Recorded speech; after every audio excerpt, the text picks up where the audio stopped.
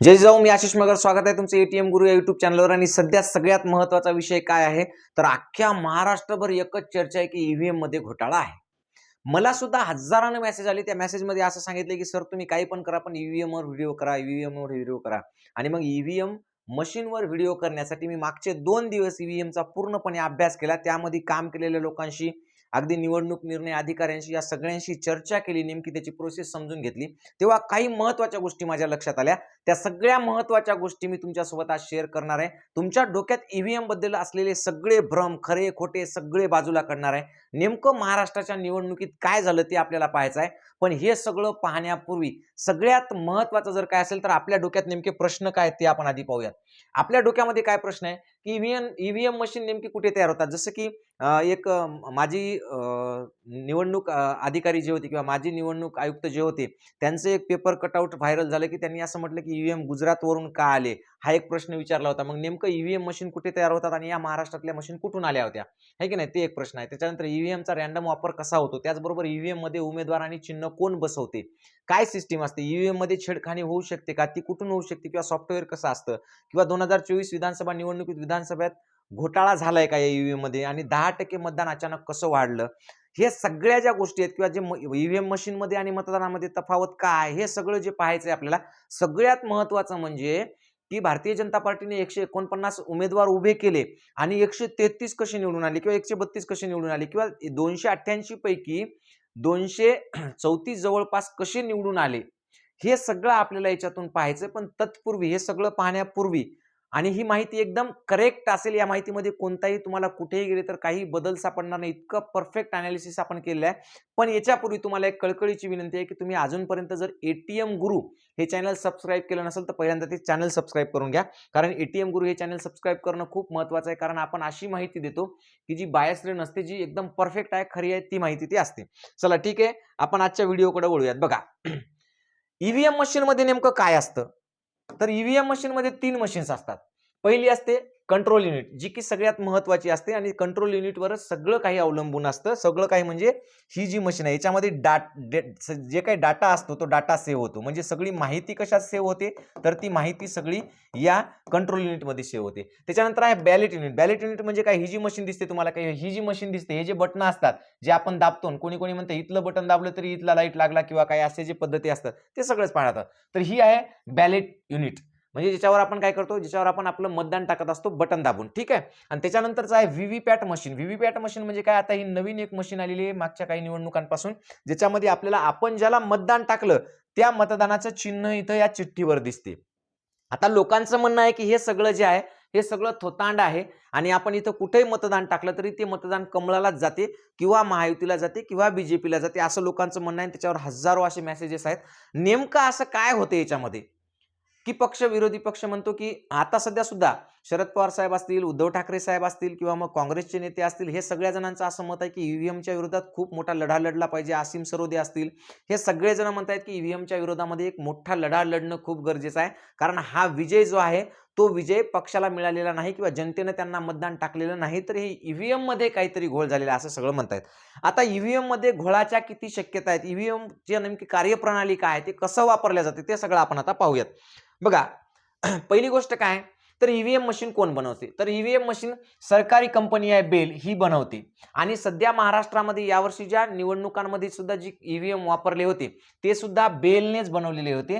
Bell म्हणजे Bharat electrical और electronics limited, ही जी company आहे या कंपनी इथे बनतात, आणि हे बेंगलोर इथे बनतात. कुठं बनतात, आता बंगळुरू म्हणतात त्याला, आहे की नाही. तर बंगलोर म्हणा, बेंगलोर म्हणा, बंगळुरू म्हणा, एकच शहर, काही नाव ठेवा, आहे की नाही. शहर बदलणार थोडीच आहे नाव बदलल्यानं, तर तिथं ते तयार होतं.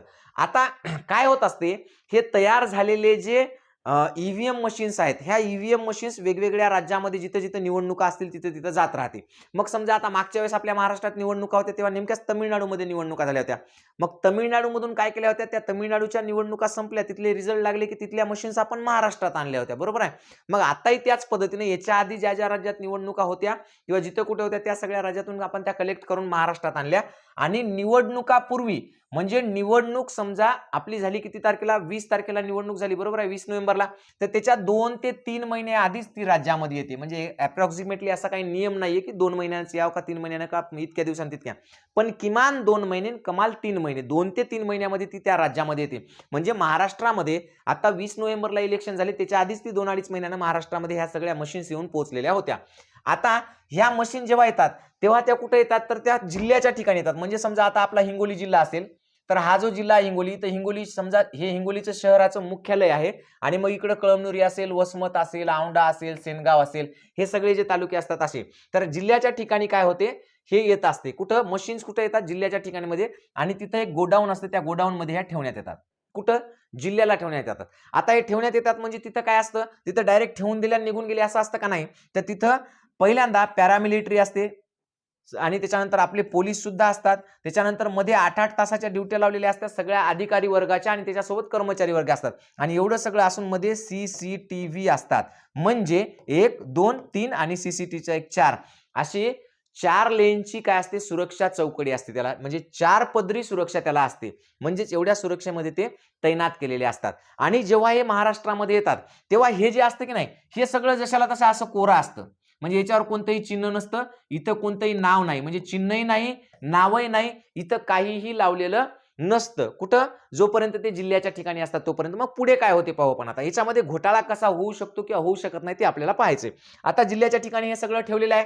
मग आता जिल्ह्याच्या ठिकाणी काय होते, तर फर्स्ट लेवल चेकिंग होते. म्हणजे पहिली तपासणीची पहिली फेरी पार पडते तिथं, चेकिंगची म्हणजे तपासण्याची. काय तपासतात, तर तिची प्राथमिक तपासणी होते. प्राथमिक तपासणीमध्ये काय काय पाहिलं जातं, की मशीन एखादी तुटलेली आहे का, किंवा खराब आहे का, तिची बॅटरी लगेच लो होते का, किंवा मग एखादं बटन दाबल्यानंतर दुसरीकडेच कोणता तरी लाईट लागतो का, अशा सगळ्या तपासण्या तिच्या होतात. आणि ह्या तपासण्या होत असताना पॅरामिलिटरी फोर्स तिथं असतो, स्थानिक पोलीस असतात, त्याच्यानंतर क्लास 1 दर्जाचे अधिकारी असतात, आणि त्या मशीनचे इंजिनियर असतात. जी मशीन, त्या मशीनला हँडल करणारे किंवा ती मशीनसाठी जे इंजिनियर असतात, तंत्रज्ञ असतात, ते सगळे तिथं असतात. आणि हे सगळं जे होते, ही तपासणी ही कशामध्ये होते, CCTV मध्ये होत असते, ऑन CCTV कॅमेरा.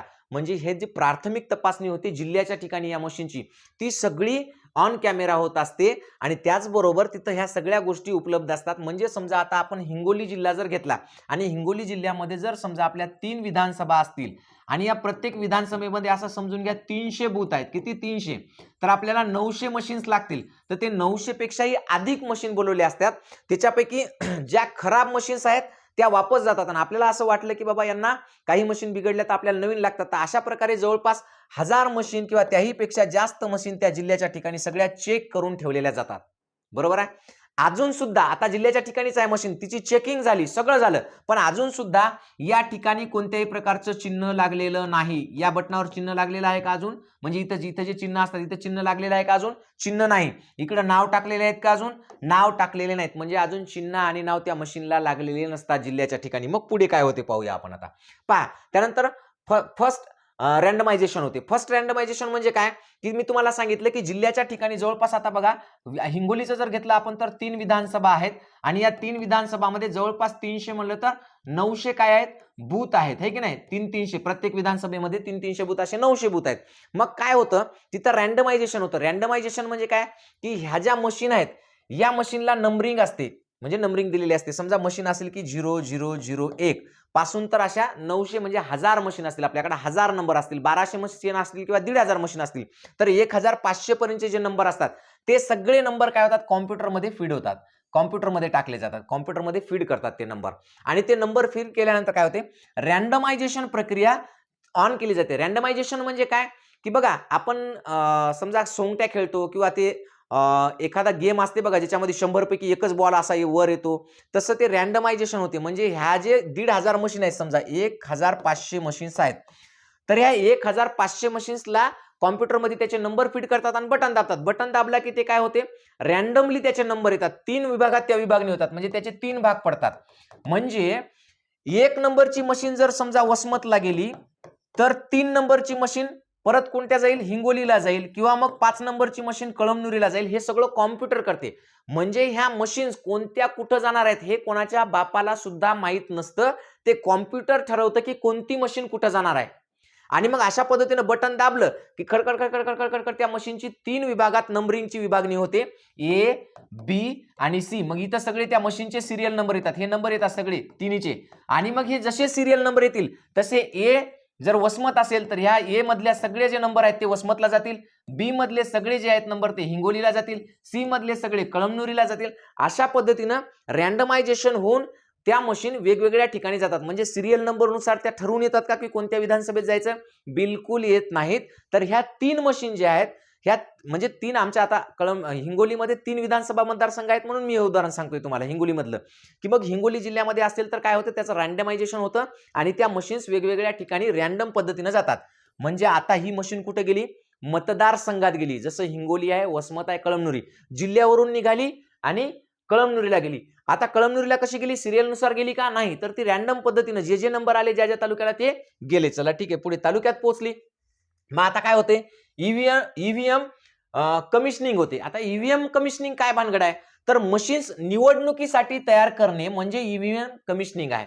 मग ही कशी तयार केली जाते? मी तुम्हाला सांगितली एक गोष्ट. काय गोष्ट सांगितली होती तुम्हाला? की ही जी ईव्हीएम मशीन आहे याच्यावर इथं जे असतात ही चिन्ह अजून टाकलेले नाहीत. टाकलेले आहेत का? टाकलेले नाहीत. कारण तोपर्यंत काय आहे? तोपर्यंत फॉर्म भरणंच झालेलं नाही. त्याच्यानंतर कोण उभं राहिलं कोण नाही हे ठरलं नाही. फॉर्मची छाननी झाली नाही, उमेदवार पक्के झाले नाही, त्यांचे मिळालेले चिन्ह पक्के झाले नाही. अजून काहीही पक्क झालं नाही. कारण ह्या मशीन जिल्ह्याला कधी आल्या? 2 ते 2.5 महिने 3 महिने आधीच आलेल्या होत्या. तेव्हा हे काहीच झालेलं नव्हतं. पण हे जेव्हा सगळं होतं आणि तालुक्याला येतं म्हणजे त्या विधानसभा क्षेत्रामध्ये जेव्हा मशीन्स येतात आणि तालुक्याच्या ठिकाणी जेव्हा त्या जाऊन थांबतात तेव्हा मात्र काय होतं की उमेदवार निश्चित होतात, त्यांची चिन्ह निश्चित होतात, त्यांची संख्या निश्चित होते आणि तेव्हा मग काय होते की ते तिथं उमेदवाराची चिन्ह असलेले चिन्ह आणि त्याच्यानंतर त्यांची नावं काय होतात तर त्या बॅलेट युनिट जे असते की नाही, बॅलेट युनिटवर उमेदवाराची नावं म्हणजे इथं नावं आणि इथं काय असतात त्यांची चिन्ह त्या बॅलेट युनिटवर लोड करतात. कशामध्ये? बॅलेट युनिटवर चिटकवतात म्हणा किंवा त्याला बसवतात म्हणा किंवा लावतात म्हणा. म्हणजे पहा आता पहिल्यांदा मशीनला ते चिन्ह त्या मतदारसंघातले चिन्ह आणि त्यांची नावं लावलेली आहेत. ओके ठीक आहे. त्याच्यानंतर मग व्हीव्हीपॅट मशीन मध्ये काय करतात की आता समजा वसमतला जर समजा 20 उमेदवार असतील तर त्या 20 उमेदवाराची 20 चिन्ह व्हीव्हीपॅट मध्ये लोड करतात. याच्या आधी केलेत का? नाही. कारण याच्या आधी माहित होतं का कोणत्या उमेदवाराला कोणतं चिन्ह आणि किती उमेदवार आहेत ते माहित नाही. म्हणजे वसमतमध्ये आल्यावर त्या मशीनला ते 20 चिन्ह या व्हीव्हीपॅट मध्ये लोड केले जातात. ठीक आहे. आणि हे सगळं करत असताना ITI चे मास्टर ट्रेनर असतात, सगळे क्लास 1 दर्जाचे अधिकारी असतात, इंजिनियर असतात, निवडणूक निर्णय अधिकारी सुद्धा असतो म्हणजे याच्या खाली निवडणूक होणार आहे. सगळ्यात महत्त्वाचं म्हणजे ज्या लोकांनी फॉर्म भरलेले आहेत, जे लोक राजकीय प्रतिनिधी आहेत ते राजकीय प्रतिनिधी सुद्धा तिथं उपस्थित असतात. समजा माझा जर उमेदवारीचा फॉर्म असेल तर मला सुद्धा बोलवण्यात येते की चला आज आपल्याला मशीनचं काय करायचंय? कमिशनिंग करायचं आहे आणि तुम्ही या. आणि तेव्हा मी सुद्धा तिथं उपस्थित असतो आणि मग हे सगळं ऑन CCTV कॅमेरा चालतं. पहा म्हणजे परत एकदा काय असतं, सगळे अधिकारी असतात, सगळे पोलीस असतात, स्थानिक पोलीस असतात, पॅरामिलिटरी असते आणि हे सगळं असताना राजकीय प्रतिनिधी म्हणजे फॉर्म भरलेले उमेदवार आणि राजकीय प्रतिनिधी सुद्धा तिथं असतात. ते स्वतः पाहतात आपलं चित्र व्यवस्थित आहे की नाही, आपलं नाव व्यवस्थित आहे की नाही, ते बरोबर बसलं की नाही, हे सगळं ते तपासतात. त्याच्यानंतर पुढे काय होतं पहा, तर त्याच्यातल्या मग 5% मशीन पुन्हा रँडमली निवडल्या जातात. आता समजा त्याच्यामध्ये काय टाकलं आपण, इथं चिन्ह टाकले, इथं नाव सुद्धा टाकले आपण त्याचे सगळ्याचे. नाव आणि चिन्ह टाकल्यानंतर काय होते की परत एकदा 5% मशीन रँडमली निवडल्या जातात. म्हणजे कॉम्प्युटरमध्ये सगळे नंबर फीड होतात पुन्हा परत एकदा तालुक्याच्या ठिकाणी म्हणजे विधानसभेच्या ठिकाणी. आणि मग रँडमली काय होते त्याच्यातले पुन्हा 5% म्हणजे समजा आता वसमतमध्ये 300 जर बूथ असतील, 300 मशीन्स लागणार असतील तर 300च्या 5% म्हणजे 300च्या 5/100 जर केलं 2 5 त्रिक 15 म्हणजे अशा पद्धतीनं 15 मशीन्स त्याच्यातल्या काढल्या जातात. 300च्या 5% मशीन काढल्या जातात. मग त्या 5% मशीनवर काय केलं जातं तर त्यात हजार मतदान केलं जातं. आणि हे मतदान करत असताना काय केलं जातं तर ते उमेदवार सुद्धा जे हजार असतात ते उमेदवार सुद्धा इथं मत टाकू शकतात आणि त्यांना सगळी मोठी स्क्रीन लावलेली असते, त्याच्यावर मतमोजणी ते सगळं स्वतः डोळ्यांनी पाहू शकतात. म्हणजे केलेलं मतदान आणि व्हीव्हीपॅट मोजले जातात. हे करताना इलेक्शन कमिशनचा वरिष्ठ अधिकारी तिथं असतो, IAS दर्जाचा. त्याचबरोबर कोण असतं? निवडणूक निर्णय अधिकारी असतात, पोलीस अधिकारी असतात, उमेदवार असतात किंवा प्रतिनिधी असतात उमेदवारांचे आणि सगळं म्हणजे CCTV कॅमेऱ्यामध्ये दिसत असतं. म्हणजे आता हे 1000 मतं टाकतात, तिथं उमेदवार असतात आणि त्याच्यानंतर त्याचा निकाल लावला जातो, ते चेक करून पाहिलं जातं. असं एकदा दोनदा चेक करून सगळं पाहिलं जातं आणि सगळं योग्य असेल, जेव्हा ते म्हणतात की हे सगळं योग्य आहे, तेव्हा परत काय होतं माहिती आहे का? परत त्या मशीनला सील केलं जातं. काय केलं जातं, मशीनला सील केलं जातं. मशीन सील केल्यानंतर सगळं व्यवस्थित झाल्यावर त्याच्यावर काय होते, परत एकदा कॉम्प्युटरमध्ये त्या सगळ्या मशीन्स फीड केल्या जातात. आता निवडणुकीला अवघे काही 2, 3, 4, 5 दिवस शिल्लक असतात, बरोबर आहे. म्हणजे निवडणूक 20 तारखेला आहे, तर कमिशनिंग 15, 16 तारखेला झाली असेल, माहित नाही आपल्याला. 2-4 दिवस, 2 दिवस आधी ती हे होते, काय होते, 2 दिवस आधी, कदाचित इलेक्शनच्या आधी 1 दिवस जेव्हा प्रचार संपतो, कदाचित त्या दिवशी होत असेल. तर मग हे काय होतं, कॉम्प्युटरमध्ये सगळ्या मशीन्स नंबर फीड केले जातात आणि परत पुन्हा रँडमायझेशन करून कोणत्या बूथवर कोणती मशीन जाणार याचा नंबर ठरविण्यात येतो. म्हणजे आता ज्या मशीन आलेल्या आहेत 300 वसमतला, त्या 300 मशीन ठरवून आल्यात का, की ही मशीन या गावाला जाईल, ही मशीन या गावाला जाईल, ही मशीन नाही, ते सुद्धा ठरवून येत नाही. परत एकदा पुन्हा कॉम्प्युटरमध्ये नंबर फीड करून त्याचं रँडमायझेशन होतं आणि रँडम नुसार जो नंबर ज्या गावाला येईल त्या नंबरची त्याच्यावर चिठ्ठी ते सगळं करून त्याला पॅक करून ठेवण्यात येतं आणि हे सगळे नंबर ठरवण्यात येतात. म्हणजे आता निवडणुकीच्या 2 दिवस आधी कळलं आपल्याला की ही मशीन या गावाला जाणार. आपल्याला म्हणजे कोणाला, फक्त निवडणूक निर्णय अधिकाऱ्याला कळलं आणि त्या उमेदवारांना कळलं, म्हणजे बाकी दुसरं कोणालाही कळत नाही. पोलीस प्रक्रिया आणि हे सगळे तिथं फक्त तैनात असतात, पण ते प्रतिनिधी पाहतात आणि अधिकारी पाहतात किंवा निवडणुकीत उमेदवार असलेले उभे ते पाहतात.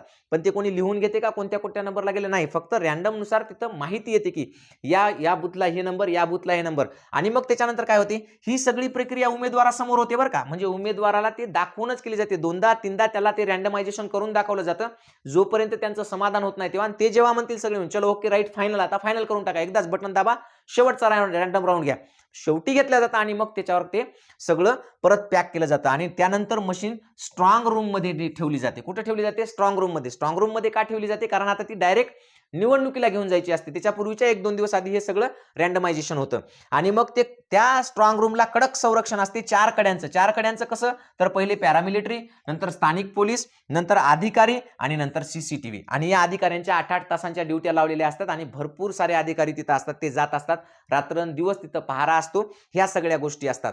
आणि मग याच्यानंतर काय होतं, तर रँडमायझेशन झाल्यानंतर प्रत्यक्ष निवडणूक. आता निवडणूक सुद्धा कशी होते प्रत्यक्ष, तर मशीन्स डायरेक्ट त्या स्ट्रॉंग रूम मधून बाहेर काढतात आणि कुठं आणतात, तर जिथं मशीनचं वाटप होणार आहे कोणाला, त्या पोलिंगसाठी स्टाफ जो असतो की नाही त्यांच्यासाठी, तर त्या पोलिंग स्टाफचं सुद्धा रँडमायझेशन होतं. म्हणजे मी कुठं जाणार हे मला आदल्या दिवशी माहीत नसतं. मी जेव्हा हातात पेटी घेतो निघतो त्याच्या मला काही वेळापूर्वी कळतं की मला कुठं जायचं ते, कारण सगळ्या टीम तयार केल्या जातात. समजा 400 टीम तयार असतील, 300 बूथसाठी 400 टीम तयार करतात. 400 टीमला रँडम राऊंड टाकतात. 100 याच्यातल्या राखीवसाठी शिल्लक राहतील आणि 300 जणांना 300 गाव मिळतील. ज्याला जे गाव मिळालं रँडम पद्धतीनुसार कॉम्प्युटरमधून जे नंबर आला त्या नंबरला मग काय करायचं, त्या नंबरच्या टीमला त्या नंबरचं मशीन आणून द्यायचं आणि मग ती मशीन त्याच्या हवाली करून त्याला इलेक्शनला पाठवलं जाते. म्हणजे कोणती मशीन कुठे जाणार आहे आणि कोणती टीम कुठे जाणार आहे हे कोणाच्याही बापाला माहीत नसतं, म्हणजे कोणालाच माहीत नसतं आधीपासून. ठीक आहे, त्याच्यानंतर हे कोणालाच माहित नसतं. आणि मग प्रत्यक्ष निवडणूक प्रक्रिया तर तुम्हालाच माहितच आहे. मग जेव्हा हे मशीन घेऊन जातात, आता मूळ मुद्दा उरतो आपला की या मशीन मध्ये छेडखानी कुठं होऊ शकते आणि हे जे 10% मतदान वाढलंय अचानक महायुतीचं, ते कसं वाढलं, हे जे महत्वाचे पॉइंट्स आहेत ते आपण आता पाहणार आहोत. तर पहा, प्रत्यक्ष निवडणूक होते. निवडणूक झाल्यानंतर आपण पाहिलं की सकाळी मॉकपोल होतो, मग मॉकपोल आपण इरेज करून टाकतो. त्याच्यानंतर आपण दिवसभर निवडणुका घेतो, मग 17सी फॉर्म भरतो. हे सगळे कुठाने आपल्याला माहिती आहे. आता मूळ मुद्दा असा आहे की रात्रीतून 10% मतदान कसं वाढलं आणि या मशीन सोबत हे कसं होते, छेडखानी होते. तर छेडखानीचा मुद्दा आपण सगळ्यात शेवटी ठेवलाय की तिच्यासोबत छेडखानी होऊ शकते का, झाली तर ती कशी होऊ शकते. तर पहिली गोष्ट पहा, आता सगळ्यात मोठा आक्षेप इथं काय लावलाय की रात्रीतून 10% मतदान वाढलं कसं, असं सगळ्यांचं म्हणणं आहे की संध्याकाळी 6 वाजता इलेक्शन कमिशननं जे काही टक्केवारी जाहीर केली त्याच्यामध्ये 8 ते 10% वाढ कशी झाली. तर त्याच्यात एक सोपा तुम्हाला पर्याय सांगतो पहा. काय असतं, संध्याकाळी 6 वाजता इलेक्शन संपावं म्हणजे मतदान संपावं असा एक हे आहे, नियम आहे. सकाळी 7 ते संध्याकाळी 6 पर्यंत इलेक्शन असतात, बरोबर आहे, मतदान असतं. मग काय होतं, एक 2 प्रकारचा डाटा निवडणूक निर्णय अधिकारी जमा करत असतात. एक असते क्लोजअप पोल डाटा आणि एक असते एंड म्हणजे end poll data. Close up poll म्हणजे काय, तर 6 वाजता जेव्हा तुम्हाला मतदान बंद करायचं आहे तेव्हाची वेळ, तेव्हा किती टक्के मतदान झालंय. जर समजा तेव्हा 55% मतदान झालं असेल, किती झाले, 55%. मग काय करतात, हे त्या बूथवर विचारतात, बूथवरच्या अधिकाऱ्याला की तुमच्याकडे अजून त्या शाळेच्या बाहेरपर्यंत रांगा आहेत का, तुमच्याकडे अजून किती मतदान होऊ शकते. मग काही 300 बूथ असतील तर 300 पैकी काय 100 किंवा 200 बूथला समजा अजूनही लोक शिल्लक असतील, संध्याकाळी लोक आलेले असतील, तर मग हे काय सांगतात की नाही नाही साहेब, आमच्याकडे आतापर्यंत 52 किंवा 55% झालेलं आहे आणि अजून आमच्याकडे 10 ते 12% होऊ शकते मतदान. म्हणजे कधी 6च्या नंतर. मग आता यांना क्लोजअप पोल डाटा कधी द्यावा लागतो? हा 6 वाजता द्यावा लागतो. 6च्या नंतर सुद्धा 8 ते 10% मतदान होणार असतं. मग हे अधिकारी काय करतात की समजा ते 10% म्हणलं का, हे काय करतात 55% झाले याच्यात 65% मिक्स करतात. कारण जर समजा 55 यांनी 10 सांगितलं आणि 65 झालं आणि मतदान जर 10%च्या ऐवजी 8च झालं तर मग 6 वाजता तर तुम्ही सांगितलं 65% झालं, मग कमी कसं काय झालं 63%वर कसं आलं? म्हणून अधिकारी लोक काय करत असतात, त्यांनी जरी 10, 12, 15 म्हणले तरी हे 7, 8, 6%च वाढवून सांगतात. म्हणजे 55 झालेलं आणि 5 ते एक्स्ट्रा सांगतात की संध्याकाळपर्यंत आणखी एवढं वाढेल बा. म्हणजे 55 आणि 5 किती सांगितलं? 60% सांगितले. आणि कधी सांगितलं? 6 वाजता सांगितलं. पण रात्री 11-12 वाजता जोपर्यंत मतदान चाललं त्या पेट्या जेव्हा वापस आल्या तेव्हा असं कळतं की हे 10% म्हणला होता पण 12% वाढलं. कुठं 7-8% वाढेल म्हणलं होतं पण 10% वाढलं. म्हणजे ऑलरेडी यांनी वाढवून दिले 5% पण मुळात ते वाढले 10%. मग 55 आणि 10 किती झालं? 65% झालं. आणि तुम्ही तर इकडे 6 वाजता किती सांगितले? 60% सांगितलं. मग हे 5% का वाढतं? तर हे या पद्धतीने वाढतं कारण हे एंड ऑफ पोल डाटा असते. एंड म्हणजे काय? एंड म्हणजे पूर्ण मतदान संपलं. आता पेटी सीलबंद झाल्यानंतर 17C फॉर्म भरून तुमच्याकडे आल्यानंतरचं मतदान किती झालं ते हे आकडा सांगतो. आणि वरचा जो आकडा असतो तो अंदाजित असतो, तो 2-4-5% कमी असतो. म्हणून आपल्याला हा 10%चा फरक दिसतो आहे रात्रीतून. बरोबर आहे? हा 10%चा फरक दिसतो आहे वाढलेला. त्यामुळे याच्यामध्ये काही गडबड आहे का? काहीच नाही. मग गडबड कुठं आहे? आहे का गडबड? तर बघा आता तुम्हाला सांगतो मी, जेव्हा जिल्ह्याला मशीन येते तेव्हा इथं एकही चिन्ह नसतं, इथं एकही नाव नसतं, एकही चिन्ह नसतं आणि एकही नाव नसतं. एकही चिन्ह नाही म्हणजे पहा तुम्हाला सांगतो, जेव्हा जिल्ह्याला मशीन येते तेव्हा इथं एकही चिन्ह नाही आणि इथं एकही नाव नाही. तालुक्याला जेव्हा मशीन जाते म्हणजेच विधानसभा क्षेत्रामध्ये विधानसभेच्या स्ट्रॉंग रूम मध्ये जेव्हा ही मशीन जाते बॅलेट मशीन, तेव्हा हिच्यावर इथं चिन्ह येतात आणि तेव्हा हिच्यावर इथं नाव येतात. म्हणजे आता मला सांगा, हिंगोलीमध्ये जर समजा 1000 मशीन आल्या, हिंगोलीत 1000 मशीन, आणि आपण असं म्हणू की मशीन मध्ये आधीच काहीतरी फिट करून पाठवले, बरोबर आहे. आता इथं हिंगोलीमध्ये काय मशीन ठरवून येतात का की पहिल्या 1 ते 100 नंबरच्या हिंगोलीला, 200 ते 300 नंबरच्या कळमनुरीला, 300 ते 400 नंबरच्या वसमतला असं आहे का? नाही.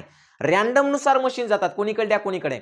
मग मला सांगा, एका ठिकाणी जागा सुटलेली आहे राष्ट्रवादीला, तिथं चिन्ह आहे घड्याळाचं, बरोबर आहे, घड्याळाचं चिन्ह आहे तिथं. एका ठिकाणी जागा सुटली आहे याला कमळाला म्हणजे हिंगोलीला, आणि कळमनुरीला सुटलेली आहे धनुष्यबाणाला. मग अशा वेगवेगळ्या ठिकाणी वेगवेगळे चिन्ह आहेत. जर या मशीन मध्ये माहीतच नसेल की कोणती मशीन कोणत्या मतदारसंघात चालली आणि तिथं धनुष्यबाण किती नंबरला आहे, कमळ किती नंबरला आहे, घड्याळ किती नंबरला आहे, हेच जर या मशीनला माहित नसेल, कारण मशीन फॉर्म भरायच्या आधी तुमच्या जिल्ह्यामध्ये आलेली आहे, तर मग याच्यामध्ये आधीच काही फीड करून ठेवता येईल का? फीड करून काहीच ठेवता येणार नाही. मग तुमच्या मनात असा प्रश्न असेल की मग आपण इथं कमळाला मतदान टाकतो, ते कमळालाच कसं जातं? तर बाबा हे जे सिरियल नंबर आहेत 1 2 3 4 5 6, मशीन फक्त काय काउंट करते की 1 नंबरला किती मशीन झालं त्याचं फक्त काउंट होते, 2 नंबरला किती मशीन मतदान झालं तेच फक्त काउंट होते. या 1 नंबर मध्ये काय चिन्ह आहे हे तिथं तालुक्याला विधानसभेला गेल्यावर ते चिन्ह बसतं, मग त्या 1 नंबरच्या चिन्हाला किती मतदान पडलं ते सांगितलं जातं.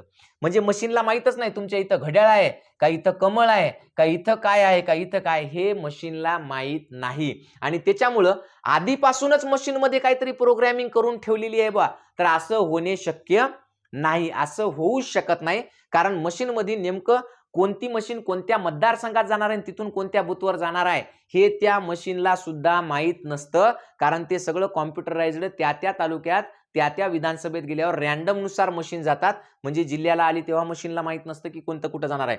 मग त्याला काय माहित बाबा, समजा मग जर आधीच अशी सेट करून पाठवलेली मशीन रॅन्डम मध्ये, समजा त्याच्यामध्ये कमळ 2 नंबरला आहे म्हणून सगळं सेट केलं, 50% मतदान एकट्या कमळाला जाऊ द्यायचं, आणि ती मशीन नेमकी हिंगोलीत न राहता कळमनुरीत गेली, तिथं चिन्ह होतं धनुष्यबाण, मग तिथं धनुष्यबाणच नाही याच्यामध्ये, मग कसं करायचं? किंवा धनुष्यबाण खाली आहे त्याच्यात कमळच नाही, मग कसं करायचं? तर त्याच्यामुळे ते होऊ शकत नाही. आधीपासून याच्यात प्रोग्रामिंग फिक्स होऊ शकत नाही कोणत्याच परिस्थितीत. राहिला दुसरा प्रश्न की मतदान झाल्यावर काही होऊ शकते का? तर मतदान झाल्यावर जर समजा काही व्हायचं असेल तर मतदान झाल्यानंतर परत पुन्हा काय होते, स्ट्रॉंग रूम मध्ये मशीन्स ठेवल्या जातात, सगळ्या सील बंद करून, पॅक बंद करून, ठीक आहे. आणि हे जे लोक म्हणतात ना की मतदानाच्या आकडेवारीत याच्यात फरक आला, तर ते 17C फॉर्म भरणारा माणूस जो असतो तो हाताने भरतो फॉर्म. मग समजा मी 2 नंबरचा अधिकारी, मला विचारते ते मशीनवर किती मतदान आहे एकूण, मी सांगतो 735 आहे. मग तो 735 सकाळपासून त्याचं डोसकं पिकलेलं असते, ते सकाळपासून नुसते हे कर ते कर, फॉर्म भरत राह, सगळं कर, लोकांचे टेन्शन भानगडी, 735 लिहिता लिहिता ते असं लिहिते 753. त्याला वाटते मी 735च लिहिलं आणि ते सगळं जेव्हा तिथं जाते तेव्हा मग हे 550 असा एखाद्या आकड्याचा काहीतरी फरक निघतो. तर हा मानवी एरर असतो, मशीनमध्ये कोणत्याही प्रकारचा फॉल्ट नसतो. आता मूळ मुद्दा येतो की मशीन स्ट्रॉंग रूम मध्ये गेल्या, मतदानानंतर मतदान झालं, मशीन पॅक झाल्या, सील बंद झाल्या, स्ट्रॉंग रूम मध्ये गेल्या, मग आता याच्यात काय बदल होऊ शकतो का? तर बघा, पहिली गोष्ट पॅरामिलिटरी, दुसरी गोष्ट पोलीस, तिसरी गोष्ट अधिकारी आणि चौथी गोष्ट CCTV. आणि एवढं सगळं असून आजकाल सगळे मतदानाचे उमेदवार आपले प्रतिनिधी इथं 24 तास लगे बसून ठेवायलेत, कारण याच्यात काही छेडखानी होऊ नये म्हणून. एवढ्या परिस्थितीमध्ये त्याच्या मधात जाईल आणि कोणीतरी त्या मशीनचे शील तोडेल आणि त्याच्यामधलं ते डाटा इरेज करून पुन्हा डबल नव्यानं तेवढं मतदान करेल. असं जर करायचं म्हणलं तर 300 बूथसाठी किमान 300 लोक लागतील. जर एका रात्रीतून किंवा 2 दिवसातून हे जर करायचं म्हणलं तर 300. असे एका विधानसभेला 300 म्हणलं तर आपल्या एकट्या हिंगोली जिल्ह्यात 3 विधानसभा आहेत, तर तिथंच 1000 लोक लागतील. तर असे 288 मतदारसंघाला किती लोक लागतील? एवढे लोक जर आले तर हे सगळं गोपनीय राहील का? असं काही केलेलं तर गोपनीय राहणार नाही. त्याच्यामुळे हे कदापिही शक्य नाही. आता दुसरा प्रश्न की बाहेरून ऑपरेट करायचं काहीतरी, तर या मशीनला ब्लूटूथ कनेक्ट होत नाही. होते का? नाही. शेअर इट कनेक्ट होत नाही. याला इंटरनेट कनेक्ट होत नाही.